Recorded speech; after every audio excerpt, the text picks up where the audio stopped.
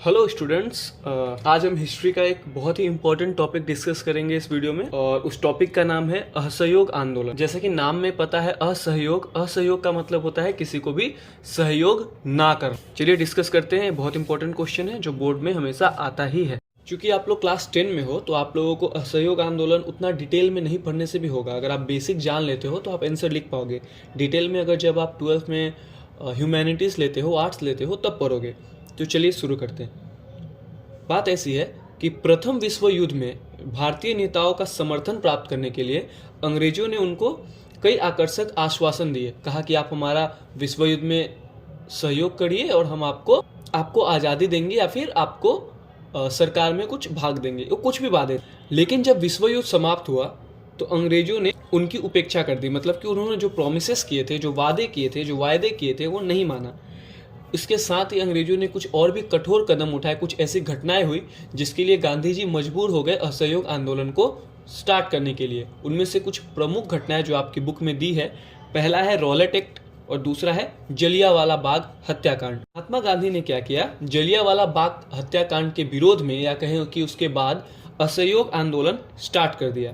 तो असहयोग आंदोलन का कुछ प्रमुख उद्देश्य था। पहला उद्देश्य क्या था कि सबसे पहले डेट जानते हैं कि 1 अगस्त 1920 को गांधी जी ने असहयोग आंदोलन प्रारंभ किया था। मतलब कि स्टार्ट किया था। डेट याद रखना है, 1 अगस्त 1920। इसका जो पहला प्रमुख पहलू था वो ये था कि सरकारी नौकरी, अवैतनिक पदों, सरकारी अदालतों, सरकारी शिक्षा संस्थानों का बहिष्कार करना। मतलब कि जो स्टूडेंट है वो स्कूल जाना छोड़ दिए, वकील लोग कोर्ट जाना बंद कर दिए। दूसरा पॉइंट जो था वो था विदेशी वस्तुओं का बहिष्कार करना। तीसरा पॉइंट, सरकार द्वारा आयोजित चुनावों में भाग न लेना। चौथा, सरकार को करों का भुगतान न करना तथा सरकारी कानूनों की शांतिपूर्वक ढंग से अवहेलना करना। मतलब कि सरकार को टैक्स नहीं देना, सरकार अगर कोई चुनाव करवाती है तो उसमें भाग नहीं लेना। पांचवा कदम, सूत काटना और हथकरघे द्वारा खादी के उत्पादन का विकास करना। मतलब जो देसी तरीके से हम कपड़े बनाते थे चरखे से, वो करेंगे हम। अंग्रेजों के द्वारा जो मशीन है उससे नहीं करेंगे। और छठा महत्वपूर्ण कदम यह था कि हिंदू मुस्लिम एकता पर बल देना तथा छुआछूत को खत्म करना। इसके साथ और एक इम्पोर्टेंट चीज जानना है कि असहयोग आंदोलन की शुरुआत गांधी जी ने अपने केसरे हिंद की उपाधि का परित्याग करके किया। मतलब उनको उपाधि मिली थी केसरे हिंद की। अब एक और महत्वपूर्ण टॉपिक है जो आपके बोर्ड के लिए इम्पोर्टेंट है कि किसानों की भूमिका, या यूं कहें कि असहयोग आंदोलन में किसानों की क्या भूमिका थी। तो संयुक्त प्रांत, जिसे आज उत्तर प्रदेश के नाम से जाना जाता है, वहाँ तथा बंगाल के हजारों किसान इस आंदोलन में शामिल हो गए। संयुक्त प्रांत के कई भागों में बटाईदारों ने जमींदारों की अनुचित मांगों को पूरा करना स्वीकार नहीं किया। असम में चाय बागानों के यूनियन बोर्ड को कर देना अस्वीकार कर दिया। भारत के अलग अलग गांवों में जुलूस निकाले जाने लगे और अंग्रेजों का विरोध किया जाने लगा।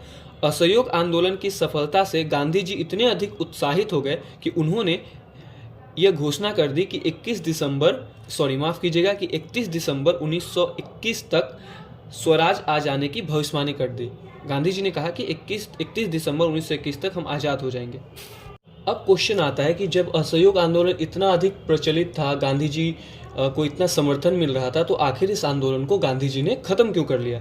तो गांधी जी ने असहयोग आंदोलन को खत्म किया, इसके पीछे कई कारण थे। पहला महत्वपूर्ण कारण था कि 5 फरवरी 1922 को, डेट याद रखिएगा, गोरखपुर जिले के चौड़ी चौरा नामक एक स्थान पर एक घटना घटित हुई। वो घटना क्या थी कि एक जुलूस निकाला जा रहा था शांतिपूर्वक ढंग से। अंग्रेजों ने क्या किया, उस पर गोली चला दी। इसके विरोध में आंदोलनकारियों ने एक थानेदार तथा 21 सिपाहियों को बलपूर्वक थाने में बंद करके आग लगा दी, जिससे वे सभी मृत्यु का शिकार बन गए। चूंकि गांधी जी अहिंसा में विश्वास रखते थे, जब उनको इस हिंसात्मक घटना के बारे में पता चला तो बहुत दुखी हुए और 22 फरवरी 1922 को उन्होंने कांग्रेस की कार्यकारिणी से असहयोग आंदोलन को स्थगित करने का प्रस्ताव पास कर दिया।